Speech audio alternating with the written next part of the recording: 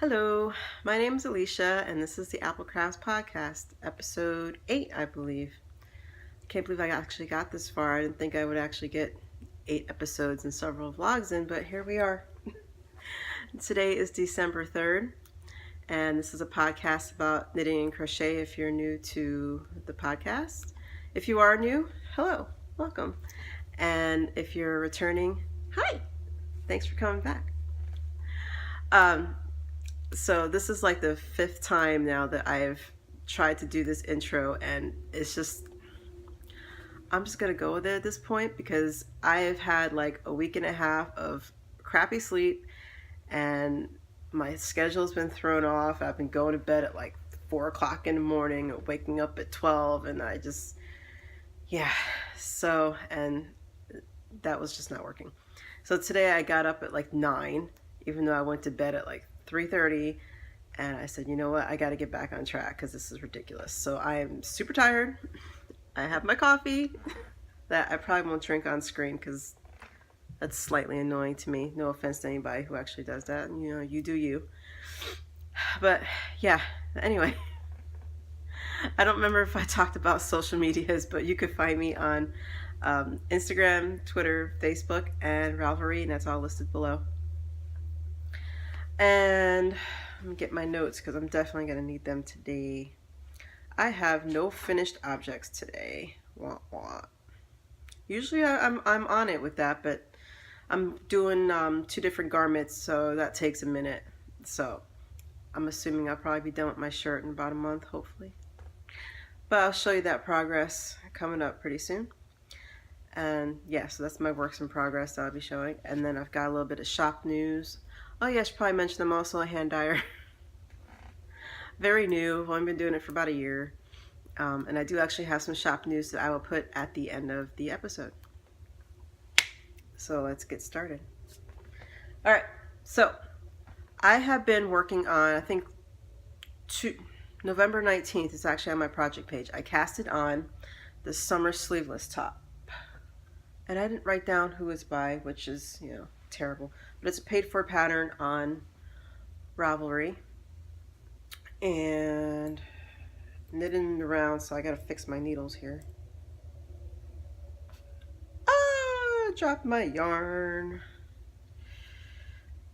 Oh yeah, blowout. So yeah, the lighting's gonna be freaking wonky because I'm tired of my battery dying every 20 minutes now because, you know, Apple wants me to get a new phone, and if you watched a few episodes back, I already talked about the whole phone issue, but let's see what I can do here so it doesn't blow out. This is how much I've got, and I don't know if you're going to be able to see the pattern on here. Yeah, no, it's blowing out. Terrible. Yeah, you can kind of see it there. It's like a section of V's that go down the body, and then on the sides, I can find the side, it's just a garter that goes on the side. And it's about 12 inches in, and let me pick up my ball of yarn over here, sorry. Oh, more yarn. Oh my God. I can't even today. If I wasn't going to do this today, it wasn't going to get done. And God knows when I'd ever get back to this. Weeks. So it is what it is. The yarn, I talked about this a few times, is from the Golden Purls, and they're on Etsy. And it's a one-of-a-kind colorway. It's called Flirting is a Part of My Heritage. And actually I've got a ball band here.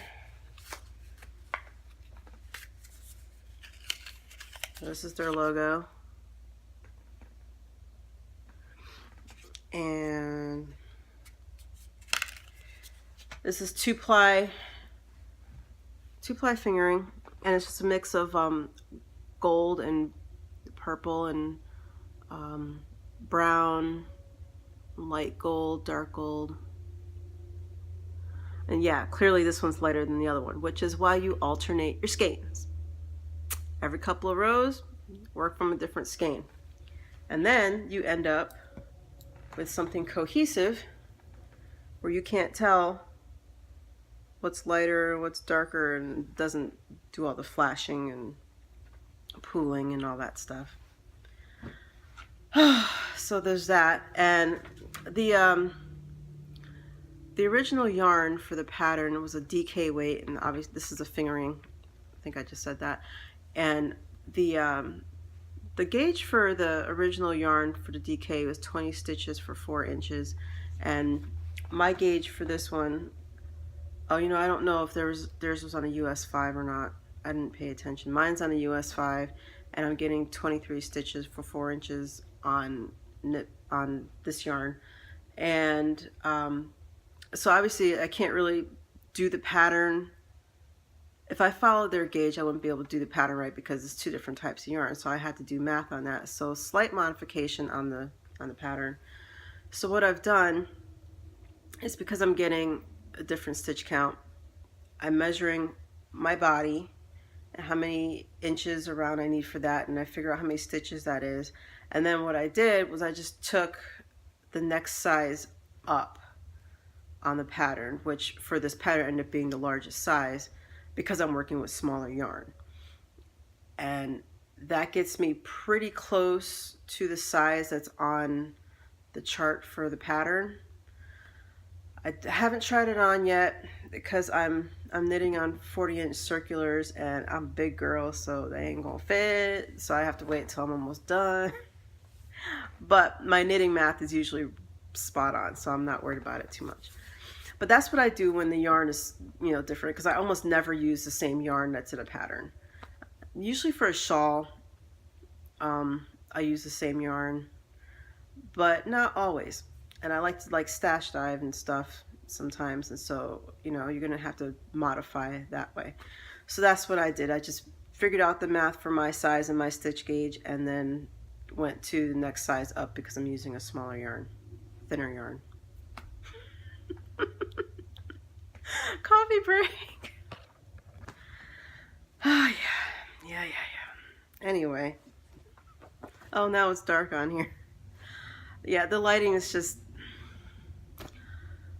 you know, sooner or later, after I get enough painting done in this house, I'll probably have a permanent spot to do this, and I won't have to worry about lighting on all that stuff. But for now, it's just, I think the background's going to keep changing until I figure it out.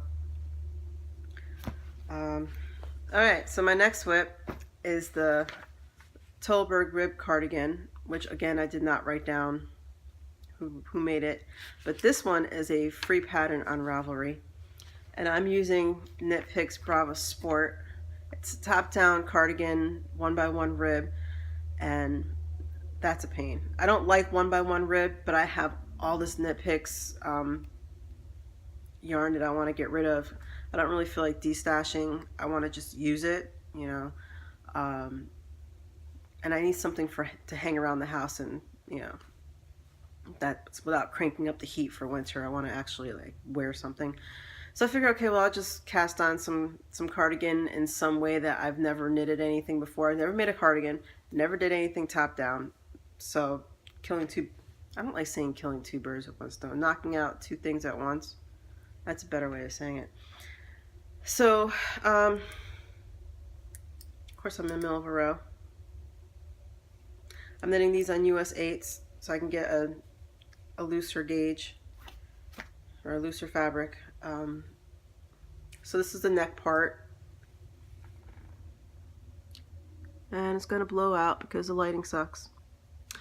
I don't remember the color name for the top one, but it's just a dark brown that has a tiny bit of dark gold flecked in there, and every once in a while, I know I just saw one, there's like a little tweedy bit. Here we go. Just like that, a little tweedy bit. It's not a tweed, but it has those, it's just, you know, kind of thrown in there. And then right now I'm working on the second part. I guess it goes this way, huh? And this is Almond Knit Picks Brava Sport. And I'm gonna sound really freaking bougie here for a second, but I'm noticing that the more I work with wool, the more I hate the feel of acrylic. And I never thought I'd say that because, you know, I've been working with yarn for most of my life. Never thought anything about it. And actually, I used to think I was allergic to wool. But really, what it is, and I've noticed some other podcasters say this too, is that the more they work with something, the more they're used to the feel of it, the less sensitive they are to it. And it's really true. Because, I mean, you know, this is wool. And it's soft and it doesn't scratch, and it's like I'm always going like this to it. And you know, 5 years ago I would have been like, ugh, itchy, you know, but not anymore. But that being said, you know, there are some acrylics out there that aren't bad. For, you know, when you're going back and forth like I am, because I will always use, you know, a cheaper yarn, and I'll always use a good yarn. It just really depends on the project. I'm very much a yarn for project type person, so I'm not going to be like, oh, wool for everything, or oh, only superwash for this, or you know, non-superwash for that, or rustic. It's depending on the project and who it's for. That being said, this particular one, the brown one felt nice. It's nice and plushy and, you know, spongy. This one, I can't wait to be done with this color because I don't know what they did for this particular color, but it just feels squeaky and nasty, and I want to be done. Yeah. Anyway. But yeah, 1x1 rib. And I only work on this every once in a while. I'm really trying to get this shirt done, the summer sleeveless top done. Usually this is like the third garment, and I've noticed that the last 2 garments that I made takes me about 2 months, and this one I cast it on the 19th, and I really want to just push through it and be done with it and get to wear it, even though it doesn't have sleeves, you know, layers. So I like to be in layers. I don't really like sleeves all that much, depending on the t-shirt. So I just want to be done with it. You know, I want to get my wardrobe built. So I've been pretty monogamous for the most part. I mean, I only worked on this cardigan for like, this is like 2 days worth of work. Yeah. And that's all I really have for whips. Short episode today. I have a little bit of acquisition. Let me put this back on here because I stole the label to talk about the yarn for the summer sleeveless shirt. So I apologize for the choppiness today. It's just my synapses aren't firing. Anyway, so a couple weeks ago, Golden Purls had a sale or code or something, and so I bought, I think this is probably their last one. Of flirting is a part of my heritage. I'm like so attracted to this colorway, I don't even understand it. But this is a single ply merino, and yeah, that's the difference between a 2-ply and a single ply merino. Anyway, so I was like, yo, I'm gonna get this because I have some single ply in my stash that I need to use up, and sometimes you have to buy yarn to get rid of yarn, right? So I'm pretty sure I bought up like all their stock in this yarn. I don't know how much they made, but I bought 4 skeins of this. You know, if you guys are watching, maybe you should make this a regular colorway. I don't know. Wink, wink, nudge, nudge. But anyway, so 400 yards, 100 grams. There's their thing on the back. Oops, Mom. I think they were using this maybe for a trunk show or something.